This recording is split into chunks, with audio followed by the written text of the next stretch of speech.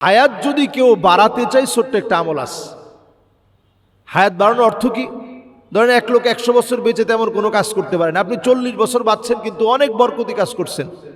ভালো মানুষ বেশি দিন বাঁচে না, এই কথাটি সঠিক কিনা? আসলে হায়াত আর মাউত আল্লাহ রাব্বুল ইজ্জাতুল জালাল তাকদীরকে দুইটা ভাগে ভাগ করছেন। একটা হচ্ছে আল কদর ও কদরান, একটা মুবরাক, একটা মুআল্লাক। যেটা মুবরাম আল্লাহ তাআলা নির্দিষ্ট করে রাখছেন, আপনি কবে জন্ম নেবেন, কবে আপনার মৃত্যু হবে, এটা হচ্ছে একেবারেই আল্লাহর কাছে নির্দিষ্ট করা।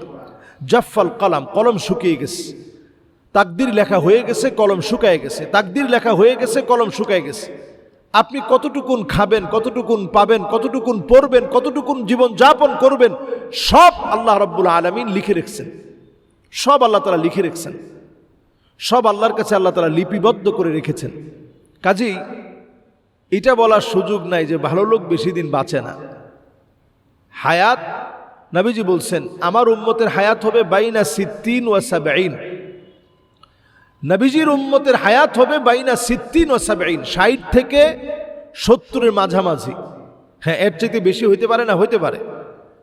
একটা বুঝানো হইল যে আমার উম্মত 60 থেকে 70-এর মাঝামাঝি হায়াত পাবে। এটা একটা মিনিমাম রেঞ্জ বোঝানো হলো এই উম্মতের জন্য। 60 থেকে 70 নবী করিম সাল্লাল্লাহু আলাইহি সাল্লাম জানিয়ে গেলেন। হ্যাঁ, জীবনের একটা সময় থাকে, সবিয়ুন, শিশুকাল, মায়ের পেট থেকে দুনিয়ায় আসার পর থেকে নিয়ে 10টা বছর পর্যন্ত, এই সময়কে বলে সবিয়ুন। এই সময় আল্লাহ তাআলা কলমটা বন্ধ রাখেন। এরপর একটা সময় আসে গোলামুন, 15 থেকে 10 থেকে নিয়ে 15 বছর পর্যন্ত, এই সময়টাকে বলে গোলামুন। এরপরে 15 বছর থেকে নিয়ে একেবারে 40 বছর পর্যন্ত, এটাকে বলে শাবুন বা শাবাব, চির যৌবনের বয়স। এরপরে একটা বয়স থাকে, আরবিতে এটাকে বলে মুদ্দাতুল কুহুল, 40 থেকে নিয়ে 60 অবধি, চোখের নিচে কালো দাগ পড়ে যাওয়ার বয়স। এরপরে একটা বয়স থাকে শাইখুন, বৃদ্ধ হয়ে যাওয়ার বয়স, 60 থেকে উপরে যতদিন আপনি হায়াত পান। তাহলে ভালো মানুষ বেশি দিন বাঁচে না, এটা বলার সুযোগ নেই। হায়াত আল্লাহ রাব্বুল আলামিনের কাছে একেবারেই লিপিবদ্ধ, এর চাইতে বাড়ানোর কোনো ক্ষমতা কারো হাতে নেই। আবার কবে আপনি মৃত্যুবরণ করবেন, এটাও আল্লাহ রাব্বুল ইজ্জাতুল জালালের কাছে একেবারেই লিপিবদ্ধ, এটা কেউ বাড়ানো কমানোর কোনো সুযোগ নেই। মুআল্লাক কিছু বিষয় আছে যে আপনি অসুস্থ, কবে সুস্থ হবেন, হয়তো আপনি সুস্থ হওয়ার বিষয়টা আল্লাহ তাআলা আপনার কোনো একটা আমলের দ্বারা সহজ করে দিবেন। এরপরে আপনার হয়তো একসময় টাকা পয়সা ছিল না, আল্লাহ তাআলা আপনাকে টাকার ভিতরে বরকত দিয়ে দিচ্ছেন, হঠাৎ একটা আমলের কারণে আল্লাহ তাআলা দিয়ে দিতে পারেন। একটা বিপদ আল্লাহ তাআলা লিখে রাখছিলেন যে এইখানে একটা বিপদ হবে। তো মুআল্লাক ভাগ্যটা হচ্ছে এমন, আপনার কোনো একটা ভালো কাজের দ্বারা আল্লাহ তাআলা সেই বিষয়টাকে হয়তো সহজ করে দিলেন। বড় একটা বিপদ ছিল, ছোট করে দিলেন।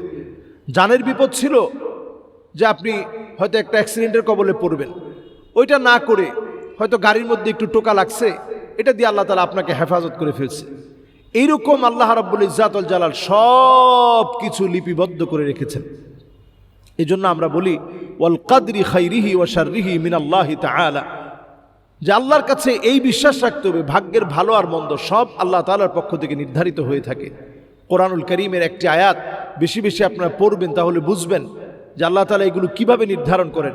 ওয়া ইয়ামসাসকাল্লাহু বিদুররিন ফালা কাশিফা লাহু ইল্লা হু ওয়া ইয়ামসাসকা বিখাইরিন ফাহুয়া আলা কুল্লি শাইইন কাদির। সব কিছু আল্লাহর হাতে। আল্লাহ যদি কোনো কল্যাণ চায় আপনি কল্যাণ পাবেন, যদি আল্লাহ না চান তাহলে আপনি কল্যাণ পাবেন না। এই জন্য সকল বিষয়ের কল্যাণ আল্লাহর কাছ থেকে কামনা করা। তবে হায়াত যদি কেউ বাড়াতে চায়, ছোট্ট একটা আমল আছে। হায়াত বাড়ানোর অর্থ কি? ধরেন এক লোক 100 বছর বেঁচে তেমন কোনো কাজ করতে পারেন, আপনি 40 বছর বাঁচছেন কিন্তু অনেক বরকতি কাজ করছেন। আইয়ুনসা লাহু ফি আসারিহি আইয়ুবসাতা লাহু ফি রিজকিহি ওয়া আইয়ুনসা লাহু ফি আসারিহি ওয়া আইয়ুনসা লাহু ফি আসারিহি ফালইয়াসিল রাহিমাহু।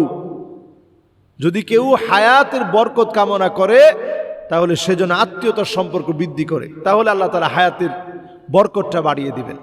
আশা করি আল্লাহ রাব্বুল ইজ্জাতুল জালাল আমাদের হায়াতের বরকত বৃদ্ধি করে দিবেন এবং আমাদের নির্দিষ্ট সময়ের যে হায়াত দিয়েছেন এই হায়াতের ভিতরে ভালো ভালো কাজ আমরা বেশি বেশি করার চেষ্টা করব। আল্লাহ তাআলা তৌফিক দান করুক। আসসালামু আলাইকুম ওয়া রাহমাতুল্লাহি ওয়া বারাকাতুহু।